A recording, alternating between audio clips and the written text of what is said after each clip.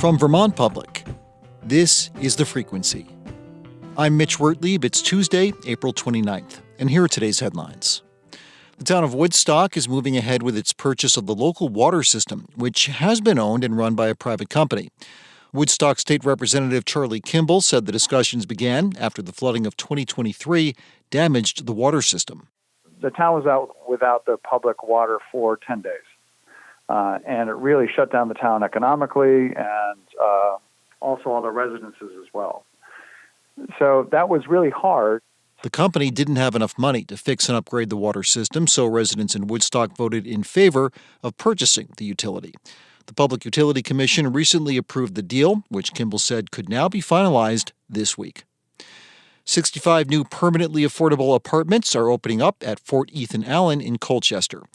A long time ago, the red brick buildings were Army barracks, and then they were college dorms.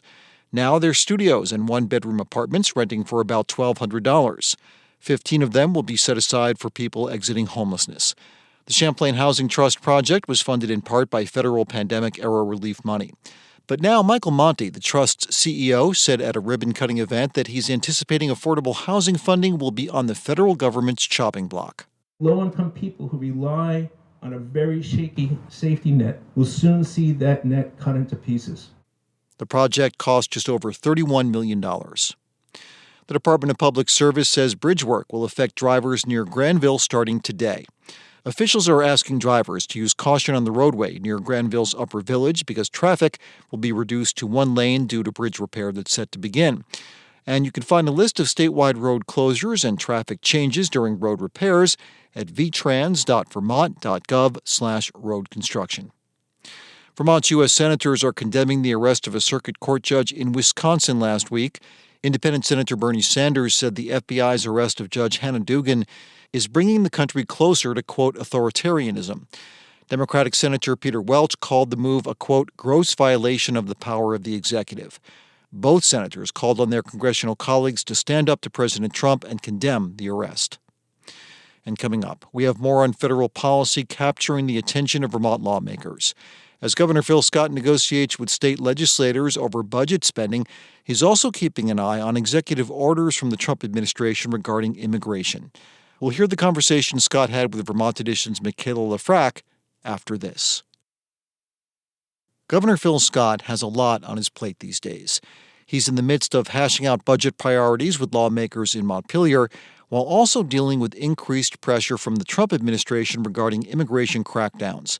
Vermont has already drawn attention for involvement in the high-profile detentions of Romesa Ozturk and Mohsen Madawi, and just last week, 8 undocumented workers were arrested at Vermont's largest dairy farm following an anonymous tip given to immigration officials.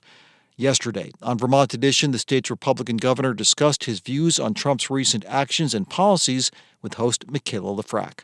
I want to start by asking you about some of the statements that a number of Vermont's other top elected officials have been making in the past few months about the Trump administration. I mean, Senator Bernie Sanders has been barnstorming with his Fight Oligarchy tour.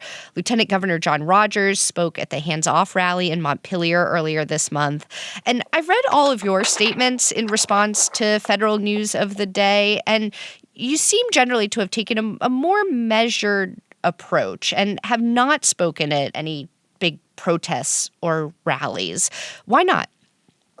Well, I think I've taken the same approach that many Democrat governors have taken across the country, trying to focus on the issues that affect us the most on a day-to-day basis and let the congressional delegation handle the federal issues. And I understand that some people want you to do something, but I don't think we can control the rhetoric in D.C. In fact, I think when we react to that, it actually strengthens the president's position. That's what he wants. I think it's a strategy, and we fall into the trap time and time again. But it's not simply rhetoric; it's action. Well, we have to wait for whatever the action is that he takes against us here in this state and react to that. And I don't believe we can live in chaos for the next 3.5 years. We just have too much to do, too much to accomplish right here in Vermont. Well, let's talk about some of the actions that have affected Vermonters already, particularly around immigration. I mean, we've been at the center of a handful of high-profile detentions by federal immigration authorities now. I mean, there is Rumesa Ozturk, the Tufts University student who was taken into custody at the end of March, who was briefly held in Vermont and is now in Louisiana.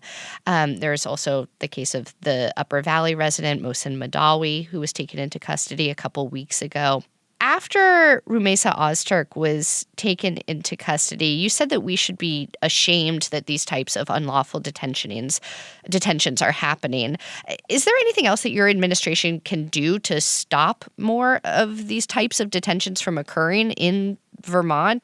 Well, a couple of things. It really is the how they've been taken into custody, I think, is unfortunate. I think law enforcement or immigration officials with masks on, it feels to me like we're a third world country, and I think we should be better than that. We should be more professional, and if there's an issue, if there's evidence that these individuals are a threat to the security of our nation or Vermont, then we should make this information known almost immediately, not have to wait. In this situation, in some of those situations, it feels as though, from my perspective, that we're mad at somebody for them exercising their individual right here in this country, freedom of speech. It's something that we all should rally behind.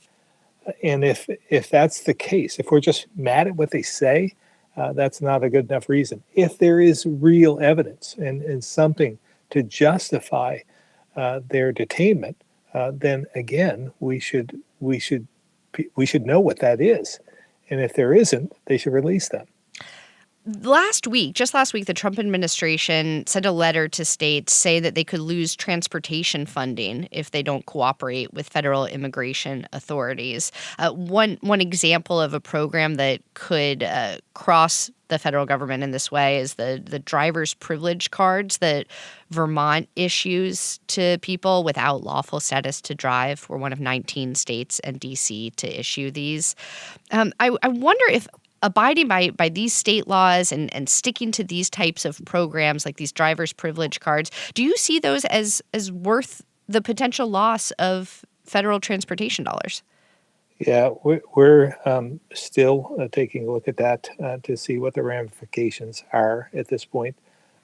Obviously, I just have to say, we don't have a great hand to play here in Vermont. We rely heavily on federal funding, and that's not good in this situation because they do hold a better set of cards than we do. So we have to reflect on that in each and everything that we do. And there are going to be times that we're going to say, it's worth losing the funds over the principal, and we're just going to have to tighten our belts in order to work our way through it. But it's just going to be a tough number of years now to get through that.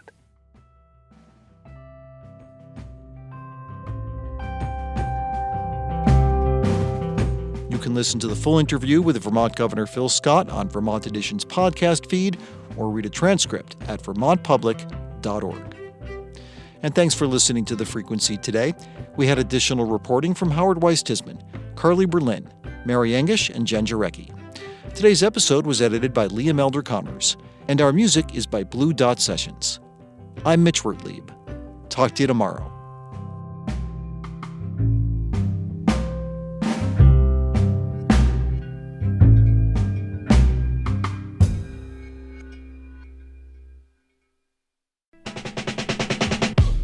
This is Tanya Mosley, co-host of Fresh Air.